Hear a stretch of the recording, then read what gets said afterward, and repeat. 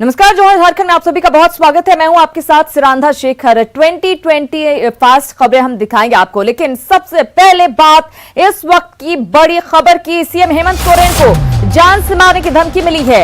Email के जरिए ये धमकी सीएम हेमंत सोरेन को मिली है और अब इस धमकी के मिलने के बाद सीआईडी और साइबर सेल अपनी काम में जुट गई है, जांच में जुट गई है। आईपी एड्रेस के जरिए मामले की तफ्तीश में दोनों टीमें जुटी हुई है। तो ये बड़ी खबर आपको दे रहे हैं। एक राज्य के सीएम को जान से मारने की धमकी दी जाती है। जी हां, झारखंड के सीएम हेमंत सोरेन को मिली है जान से मारने की धमकी। ईमेल के जरिए यह धमकी दी गई है। अब किसने यह धमकी दी है, क्यों दी है, इसके पीछे उसका क्या मोटिव है, ये तमाम बातों की जांच की जा रही है। सीआईडी और साइबर सेल की टीम इस मामले की जांच में जुटी हुई है। ये पता लगाने की कोशिश की जा रही है कि उसका आईपी एड्रेस क्या है, उस लैपटॉप का या सिस्टम का जिससे ये मेल किया गया है। हमारे साथ ओम प्रकाश जुड़ गए, उनसे लेंगे ज्यादा जानकारी। ओम प्रकाश, ये बड़ी बात कही जा सकती है कि एक राज्य के सीएम को ईमेल के जरिए जान से मारने की धमकी दी गई है। जी श्रीरांधा, सही बात है। जिस तरह से ये धमकी मिली है उसके बाद से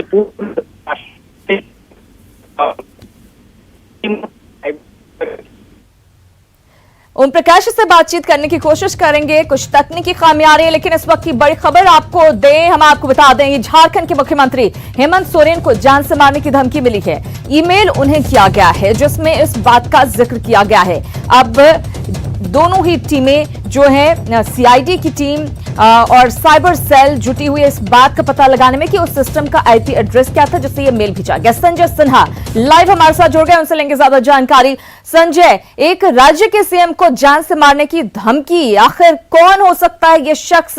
क्या कुछ जानकारी मिल पा रही है? जांच की शुरुआत हो चुकी है।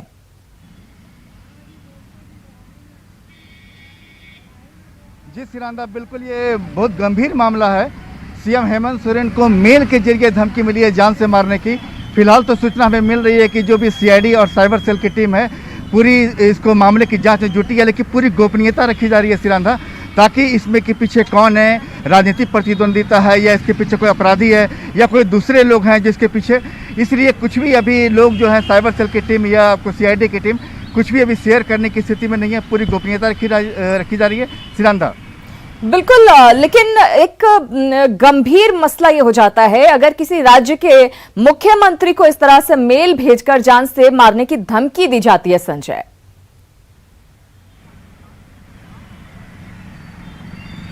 देखिए, एक मामला तो पूरी तरह गंभीर है ही सिरांधा, लेकिन एक्चुअली क्या है कि ये जो आपको धमकी मिला है ये कोई फ़ोन पर धमकी नहीं मिली है, ये धमकी मिली है मेल के जरिए।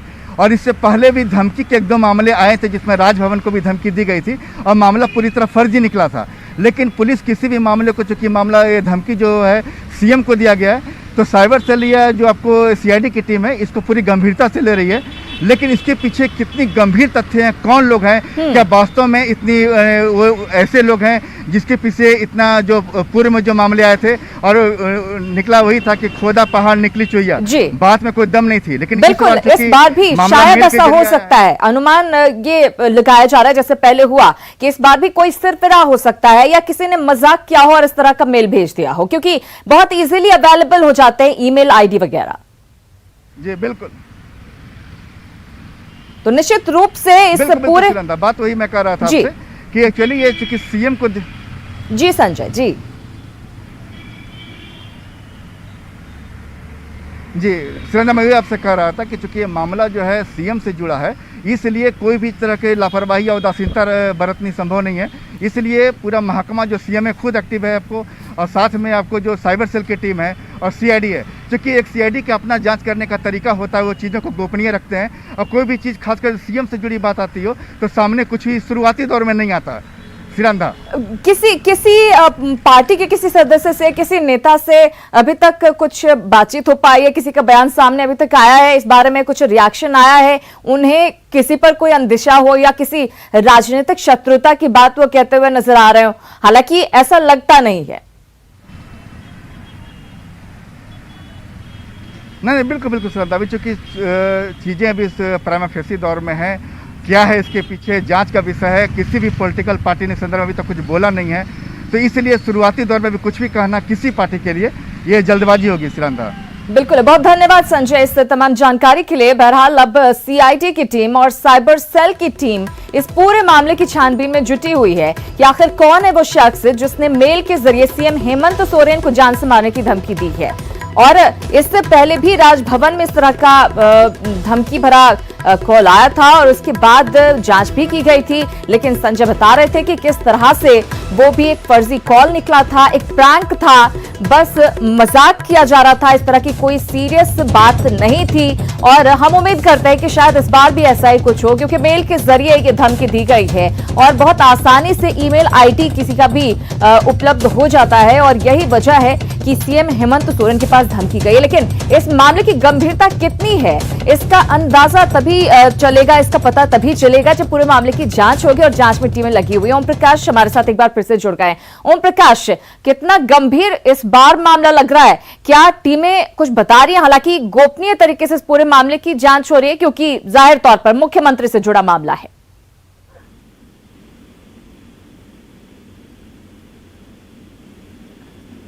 ओम प्रकाश, मामले पर चुप्पी साध है और मामले पर कुछ भी जानकारी अधिकारी है वो अधिकारियों की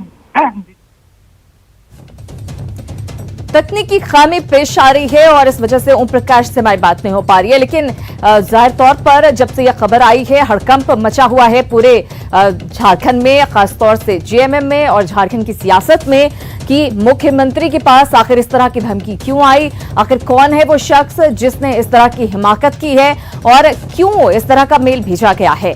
और उम्मीद यही की जा रही है कि जैसा पहले हुआ है कि एक प्रैंक था, राजभवन में जो धमकी भरा कॉल आया था और इस बार भी जो मेल आया है मुख्यमंत्री के नाम से जान से मारने की धमकी मिली है और इस बार भी शायद ये एक प्रैंक ही हो, एक मजाक ही हो, कोई सफरा ही हो जो इस तरह की हरकत कर रहा हो। बहरहाल ये पता लगाने की कोशिश की जा रही है। सीआईडी और साइबर सेल की टीम एक साथ मामले की जांच में जुटी हुई है, लेकिन जैसा कि संजय ने बताया इस पूरे मामले पर किसी भी तरह से डिटेल नहीं दी जा रही है, गुप्त रखा जा रहा है इस पूरी जांच को।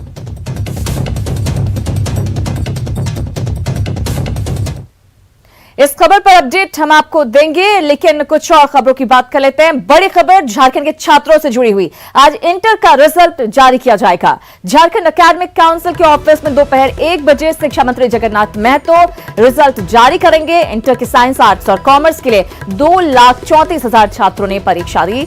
जैक आपको बता दें कि कोरोना की वजह से इस बार रिजल्ट जारी करने में देरी हुई है। इस घोषणा के साथ ही झारखंड में इंटर के छात्रों की धड़कनें भी तेज हो गई हैं। इसी के साथ आपको यह भी बता दें कि न्यूज 18 झारखंड की वेबसाइट news18jharkhand.com पर आप ऑनलाइन रिजल्ट अपना देख सकते हैं। तो न्यूज 18 झारखंड की वेबसाइट है, news18jharkhand.com पर भी आप अपने नतीजे देख सकते हैं। चूंकि कोरोना काल चल रहा है, कोरोना की वजह से कॉपियां चेक होने में देरी हुई और यही वजह रही कि रिजल्ट में थोड़ी देरी हुई है। बेसब्री से जो स्टूडेंट्स हैं, जो छात्र हैं, वो इंतजार कर रहे हैं अपने नतीजों का और 1 बजे उनका इंतजार खत्म हो जाएगा। रांची से हमारे सहयोगी भुवन किशोर झा हमारे साथ जुड़ गए हैं। भुवन, आज स्टूडेंट्स का इंतजार खत्म होगा और 1 बजे रिजल्ट जारी कर दिया जाएगा।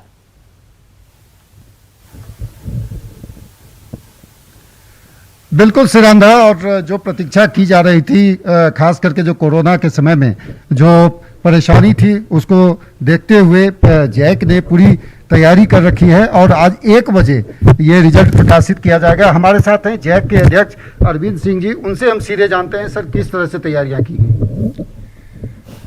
एक्चुअली हमारी परीक्षा तो 28 फरवरी को ही समाप्त हो गई थी और 20 मार्च से हमने इवैल्यूएशन कार्य प्रारंभ किया ही था कि लॉकडाउन लग गया तो उसके चलते मूल्यांकन कार्य संपन्न नहीं हो सका। लेकिन उसके बाद पुनः अपने विभाग और आपदा प्रबंधन से अनुमति लेकर के हम लोगों ने मई में 28 मई से प्रारंभ किया था और लगभग 25 जून को हमारा मूल्यांकन कार्य समाप्त हो गया और मैट्रिक का रिजल्ट हमने दे ही दिया था 8 जुलाई को। और आज इंटर, साइंस, आर्ट्स और कॉमर्स ये सब हम रिजल्ट दे रहे हैं। इसमें कितने बच्चे हैं सर? इंटर साइंस में है 76,585, आर्ट्स में है 1,29,263 और कॉमर्स में 28,515, कुल मिलाकर कि इंटर में 2,34,363 परीक्षार्थी इस बार परीक्षा में सम्मिलित हुए हैं। सबकी जिज्ञासा रहती है टॉपर्स की। मैट्रिक का तो टॉपर्स अभी तक नहीं आ पाया, इंटरमीडिएट का क्या पोजीशन रहेगा आज का? टॉपर का हम अभी डिक्लेरेशन नहीं कर सकते हैं। रिजल्ट निकालने के बाद हम सभी मूल्यांकन केंद्रों से टॉप 20 स्टूडेंट्स की उत्तर पुस्तिकाएं मंगाते हैं और एक बार हम स्क्रूटनाइज करा लेते हैं और उसके बाद फाइनली हम लोग टॉपर लिस्ट जारी करते हैं। जो अंक पत्र है या जो सर्टिफिकेट्स हैं क्या ऑनलाइन ही इस बार मिलेंगे कि आप स्कूल कॉलेज को भी भेजेंगे? हम भेज देंगे एक सप्ताह के बाद। जैसे मैट्रिक का हमने निकाला था 8 जुलाई को रिजल्ट, और उसका मार्कशीट, उसका प्रोविजनल सर्टिफिकेट, ये एडमिट कार्ड वगैरह सारे चीज़, माइग्रेशन सर्टिफिकेट, ये सब चीज़ आ गए हैं और हम प्रत्येक जिला में जिला शिक्षा पदाधिकारी के कार्यालय में भेज रहे हैं, जहां से प्रत्येक विद्यालय उसको ले लेंगे। उसी प्रकार एक सप्ताह के बाद हम इंटर का भी सारा डॉक्यूमेंट्स विद्यार्थी के लिए जो उपयोगी है, मार्कशीट है, माइग्रेशन सर्टिफिकेट है, प्रोविजनल सर्टिफिकेट है, ये सारा चीज़ हम एक सप्ताह के बाद उनको हम दे देंगे। बिल्कुल। अब 1 बजे की प्रतीक्षा है सिरंधा, और जो जिस तरह से जैक अध्यक्ष बता भी रहे थे कि तैयारियां पूरी हो चुकी हैं और इस बार तीनों फैकल्टी का यानी कि आर्ट्स, कॉमर्स और साइंस का एक साथ रिजल्ट 1 बजे जारी होगा और शिक्षा मंत्री जगन्नाथ महतो यहाँ आएंगे और जैक सभागार में ये जो रिजल्ट जो है उसका प्रकाशन किया जाएगा। बिल्कुल, बहुत धन्यवाद भुवन इस बातचीत और जानकारी के लिए। अरविंद कुमार सिंह जी भी जुड़े थे, उनका भी बहुत धन्यवाद तमाम जानकारी के लिए। तो अरविंद कुमार सिंह, जैक अध्यक्ष, बता रहे थे कि किस दिक्कतों का सामना करते हुए ये रिजल्ट आज आखिरकार जारी किया जा रहा है। छात्रों का इंतजार आज खत्म होने जा रहा है और आप न्यूज 18 झारखंड पर भी अपना रिजल्ट देख सकते हैं। चलिए अब कोरोना अपडेट आपको दे देते हैं। झारखंड में कोरोना संक्रमण की रफ्तार थमती नहीं दिख रही है। कल भी राज्य में 207 नए कोरोना पॉजिटिव मिले। इसी के साथ राज्य में कोरोना संक्रमित मरीजों की संख्या 4783 तक पहुंच गई है। कल राज्य के 18 जिलों से कोरोना मरीज मिले। इसमें रांची से 41, जबकि गढ़वा से 32 और हजारीबाग से 26 मरीज मिले। वहीं कल इलाज के दौरान 4 कोरोना पॉजिटिव की मौत हो गई। इसी के साथ कोरोना से अब तक राज्य में मरने वालों की संख्या 42 पहुंच चुकी है। झारखंड में कोरोना का बढ़ता संक्रमण कम होने का नाम ही नहीं ले रहा है। गुरुवार को राज्य में 207 नए कोरोना पॉजिटिव केस मिलने के साथ ही सूबे में कोरोना पॉजिटिव की कुल संख्या बढ़कर 4,783 हो गई है, जबकि 2,228 एक्टिव केस हैं। ऐसे केस जिनका अस्पताल में इलाज चल रहा है उनकी संख्या 2,228 है, जबकि सूबे में 2,513 कोरोना पॉजिटिव ठीक भी हुए हैं और अपने अपने घर जा चुके हैं। अगर बात करें तो चिंता का विषय यह है कि अब हर दिन कोरोना पॉजिटिव संक्रमित रोगियों की मौत हो रही है और गुरुवार को भी राज्य में 4 कोरोना पॉजिटिव की मौत हुई है। पूर्वी सिंहभूम में 1, गिरिडीह में 1, रांची में 1 और पश्चिमी सिंहभूम में 1 मौत के साथ ही जो मौत का आंकड़ा है वो बढ़कर 42 हो गया है। अगर हम बात करें राज्य में कोरोना के बढ़ने की तो काफी चिंताजनक स्थिति है। राष्ट्रीय औसत 7 डेज ग्रोथ का जो है वो 3.36% का है, जबकि झारखंड में यह 4.74 की स्पीड से आगे बढ़ रहा है। रिकवरी रेट काफी घटा है। अपने राज्य में 100 में से 73 से 75% तक का रिकवरी रेट झारखंड में था कोरोना पॉजिटिवों की, जो अब घटकर 52.54% रह गया है। समझा जा सकता है कि जिस तरह से एक ओर कोरोना पॉजिटिव की संख्या बढ़ रही है तो दूसरी ओर रिकवरी रेट भी लगातार कम हो रहा है। इस बीच में एक राहत वाली खबर यह है कि जून महीने में राज्य के 10 जिलों में ICMR ने एक सीरो टेस्ट करवाया था। उसका एक रिपोर्ट आया है, उसके अनुसार अभी भी राज्य में कम्युनिटी स्प्रेड कोरोना का नहीं हुआ है। कैमरामैन शाहनवाज के साथ उपेंद्र, न्यूज 18 रांची। तो कहा जा रहा है कि कम्युनिटी स्प्रेड नहीं हुआ है, लेकिन जिस तरह से रिकवरी रेट कम हुआ है और संक्रमण की रफ्तार बढ़ी है वो चिंताजनक है। आइए झारखंड में पिछले 5 दिनों में कोरोना की रफ्तार पर एक नजर डालते हैं। आंकड़ों की अगर बात करें तो 12 जुलाई को पिछले 5 दिनों में सबसे कम 80 मामले मिले, जबकि 13 जुलाई को मामला बढ़ा 204 कोरोना केस मिले। इससे 14 जुलाई को 268 नए कोरोना संक्रमित मरीज मिले। वहीं 15 जुलाई को सबसे अधिक 316 नए पॉजिटिव मामले सामने आए। बात 16 जुलाई की करें तो कल कोरोना के 207 मरीज मिले, जिसके बाद कोरोना संक्रमित मरीजों की संख्या राज्य में 4783 पर पहुंच गई है। खबरों में आगे बढ़ेंगे। हजारीबाग से खबर, जहां चोरी के आरोप में पकड़े गए एक मरीज ने पुलिस प्रशासन के नाक में दम कर रखा है। आरोपी कोरोना से संक्रमित है और गुरुवार को पुलिस के हाथ से तीसरी बार फरार हो गया। चोर संक्रमित मरीज को एम्बुलेंस से हजारीबाग से रिम्स कोविड अस्पताल लाया जा रहा था। इससे पहले भी वो कोविड वार्ड से 2 बार फरार हो गया था, जिसके बाद पुलिस ने काफी मशक्कत के बाद उसे पकड़कर कोविड वार्ड में भर्ती कराया था। आपको बता दें कि 1 सप्ताह पहले चोरी के आरोप में कोर्रा थाना पुलिस ने इसे पकड़ा था, जिसके बाद कोरोना टेस्ट में ये पॉजिटिव निकला था। इसी आरोपी की वजह से हजारीबाग के सदर थाना और कोर्रा थाने को सील कर दिया गया था, जिसके बाद दोनों थाने की पुलिस पदाधिकारियों की कोरोना जांच करवाई गई थी, जिसमें सदर थाना प्रभारी समेत दोनों थाने के 29 पुलिसकर्मी कोरोना संक्रमित पाए गए थे।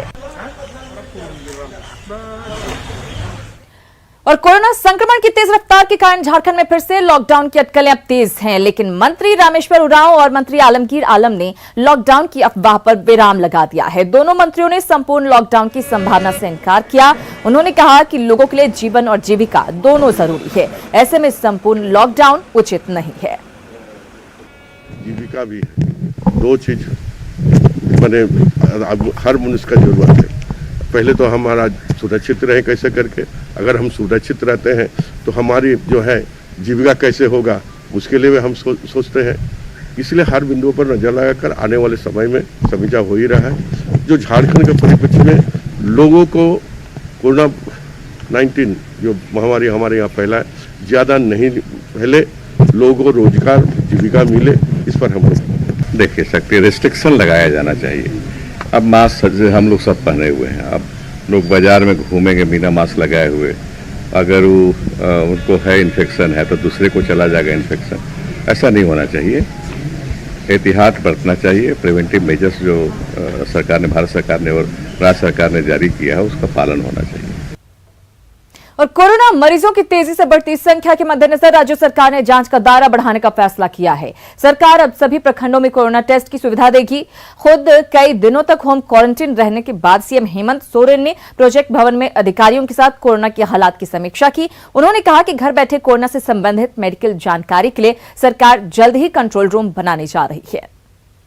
जिले में आज कोरोना टेस्टिंग का व्यवस्था उपलब्ध है और वो बहुत जल्द हम लोग प्रखंड स्तर में भी ये जांच की प्रक्रिया को प्रारंभ भी करने जा रहे हैं।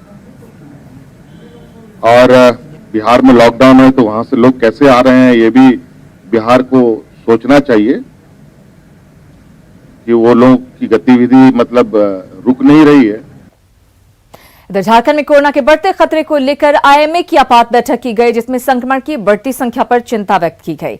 इसके अलावा बैठक में एक प्रस्ताव पास करवाकर कोरोना अस्पताल और अन्य बीमारियों के अस्पताल को अलग अलग करने की मांग की गई। वहीं सिम्टोमेटिक कोरोना पॉजिटिव मरीजों के लिए ज्यादा बेड वाले अस्पताल खोलने की अपील सरकार से आईएमए ने की। इसके अलावा जरूरत पड़ने पर निजी अस्पतालों को भी अधिग्रहित करने और राजधानी के स्टेडियम, खेल परिसर को आइसोलेशन सेंटर में तब्दील करने की मांग आईएमए की तरफ से की गई है।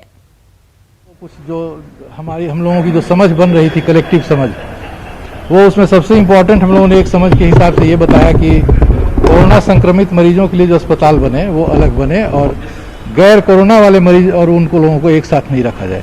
वो 2 बेड और 10 बेड से वो काम नहीं चलने वाला है। कोई वैसे बड़े जगह को, जैसे स्टेडियम है में हो गया, खेलगांव का है हमारा, या ईएसआई हॉस्पिटल है, या रेलवे का है, तो वहाँ पर जो है अब हम लोगों को डेवलप करने की ज़रूरत है। इसलिए हम लोगों का हुआ कि एसिम्टोमेटिक पेशेंट वहाँ रखे और सरकारी और जो डिस्ट्रिक्ट जो हॉस्पिटल है उस पर लोड कम करने के लिए हम लोगों ने सीएचसी को भी डायरेक्शन दिया है कि वो लोग 10-10 बेड का अपना एसिम्टोमेटिक वार्ड बनाएं, 10 बेड का।